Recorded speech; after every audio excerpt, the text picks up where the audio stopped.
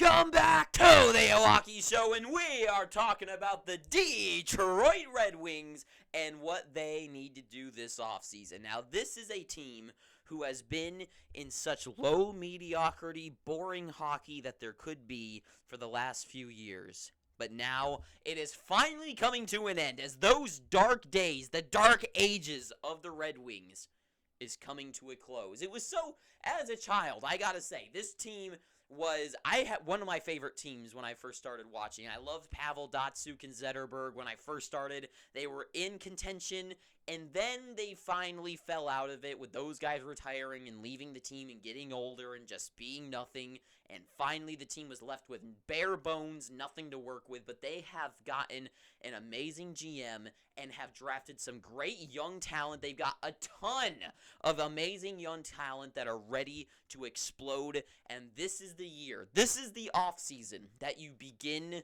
the golden age. Now, it's not going to be the Stanley Cup this season by any means, but start helping those young talent out with some spending that money that they got, because they got a lot. $30.6 million is what they have to spend, with 15 out of 23 roster spots already filled. They got 8 guys that they need to put onto this team, and only 3 RFAs and 7 UFAs, which none of which are going to be anyone who's going to take up $7 million or something like that. If anything, they're going to get like 2 to 3. So not that big of an impact, even if they re-sign any of these guys, which I'm sure they will re-sign some of them, but they're not going to be that important and take away too much of that cap space they have. So for me, take a look at what Chicago did. Just a day ago, they got Taylor Hall onto this team. You know why? Because they're geniuses. Connor Bedard's going to be on this team, and he needs someone to play with. And especially in those young few years where, I already talked about the Chicago Blackhawks. If you watch that video, you already know what I'm going to say here. But I think they should go all in and make the team really good. But if anything they've already done is that they've given him a good line mate to play with to make him be more impactful and make better plays on the ice, get some more points, and get some better rhythm out there on the ice. Be better on the ice with better talent to play with.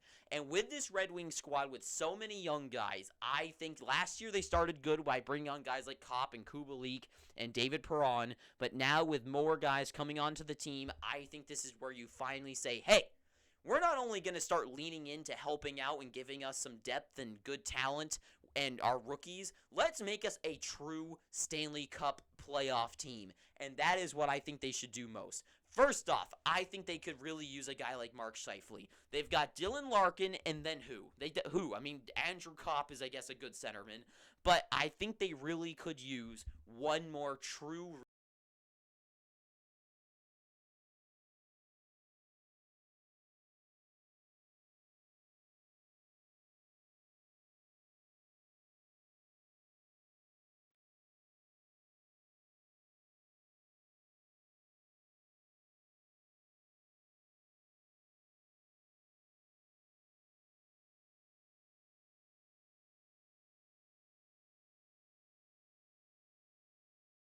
right? Where are you going to fit him on the lineup? Probably not first line, probably not second line. He'll probably be third or maybe between third and second. You're going to want him if he ends up being on that third line, plus whoever else the rookies that they're going to bring up on this team. With these, the depth on this team, if you have Elias Lindholm, Scheifele, and Larkin all on like separate lines, and you're giving more opportunity for guys like Soderblom, just to have a basic example of a rookie, to be able to play with a proven and really good NHL player here. And Lindholm and Scheifele, those two guys combined only make up a little bit over to like almost $11 million. And those two guys combined bring like 150 points like together if you add them up. Insane what they could do with just $11 million. And for what they'd have to give up, I don't think would have to be very much. I mean, look at what Tyler Toffoli got traded for. Sharon Govich is a fine player, but I mean, they got Tyler Toffoli out of that deal for that. I think they could easily send a guy like maybe like a Dominic Kubalik or something to the Calgary Flames in a second round pick and bring on Elias Lindholm. I think that'd be huge, and I think that'd be way better option than just sitting on your hands and doing nothing. Plus some depth. I think they definitely could use some better depth down the lineup. I always bring up guys like Teddy Bluger. Just give these guys like a home, give them an opportunity to thrive, right? And then defense is most important to this team. They really need some help defensively. I know Simon Evanson's going to be coming onto the lineup. And for him, he's not going to be NHL ready as he starts. No beginning player ever is unless they are like Connor McDavid or something. And even him, he wasn't that ready. So Simon Evanson, he might be big, but he's going to need some time to develop, and getting him some help could be absolutely vital to this team. To me, it's Dmitry Orlov. It's guys like trading for guys like Matt Grishalik. It's really bring on just a couple, 2 or 3 really, not like top of the line defensemen, but just pad out that core, pad out, get some just good pieces together, and have a solid core. You don't have to have the best defense in the league, but put some guys together and make it just at least somewhat of a competitive defense back there. With how many offensive pieces they already have, plus what they could bring on, defense is going to be vital to them. And Billy Husso in net, he's fine. I think he's a good enough goaltender to get them by. And then defense. Defense is the key thing. And really, at the end of the day, when it comes to July 1st, when free agency opens, Detroit, the main thing for me is that they got to show me the money, because that is what this team needs to do. They need to spend the money. There's no use in, after this season, just keep being mediocre and get a couple more top 10, maybe right above 10 draft picks. Go for that wild card. Go for it. I mean, with the Boston Bruins being in a weird situation with their cap, and that their team's definitely going to be pulled down the lineup, and the Tampa Bay Lightning seemingly going to be doing the same thing, them being so tired and losing more and more of that depth that they have, there's going to be some room, and who knows what the hell the Maple Leafs end up doing this offseason, that there might be an absolute huge hole for a team like the Red Wings to slide in and get into one of those top spots. Get in the wild card, get in the number 3 spot.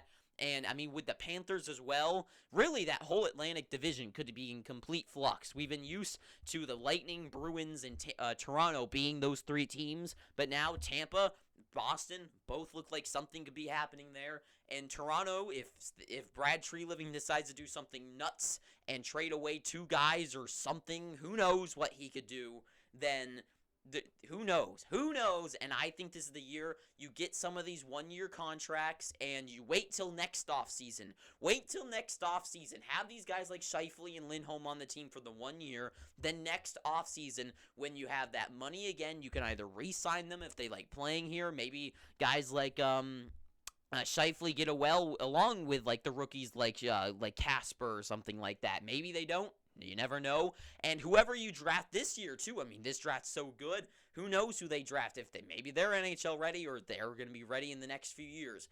And to me, this is the year where you strike and you start giving the team some hope. And that's what I think is the most important thing. This year, you're not going to go for the Stanley Cup. You're not going to go to the Eastern Conference Finals. Try to make it into the playoffs. Make it in, get close, or not get close, get in the playoffs and lose in the first round. But if anything, this year, start a winning / a hopeful attitude. Give this team and the fans hope for the future, and don't just sit on your hands and be like, yeah, whatever, we got these young guys and we're just going to do whatever. And don't make any more stupid trades like Philip Hronik. That was stupid. I don't understand that trade at all. That was ridiculous. Keep guys like that on the team. You don't think that Gator really helped guys like Moritz Seider and Hronik, plus a guy like Orlov and Evanson? Right there, that's a pretty decent top 4, but now Hronik's gone, and Evanson's a rookie, and you don't have that Orlov. So you're really left with just Moritz Seider and Evanson, who's not ready. So put on some defense on the back end, and don't make any more stupid trades like that. Keep together this team. Give them a winning attitude, and you're not going to win the cup, that make the playoffs and make an impression, make an impact. Maybe you upset in the first round. Maybe everyone's like, yeah, they barely made it in. They only made it in because they're lucky. And then you win the first round against a team like a Tampa Bay Lightning who's once again sputtering because they're so dead tired from how much hockey they've been playing. Maybe you get into the second round and you do like you play like the Seattle Kraken, where the first round you beat a team, the second a former two-time Stanley Cup champion, and then you go on the second round and play to a Game 7 series and make an impact like the Seattle Kraken. That's all I'm saying for this team here. Start buying some of these agents, free agents, trade guys, and bring on a good playoff team that maybe you win the first round, maybe you don't. But anyway, just make a hopeful team and start making that winning attitude. And that is all I gotta say. So thank you for watching this. If you made it this far, please, I'm begging you, pick up your free subscription. And until next time, too sweet, have an amazing day, and ta-ta for now.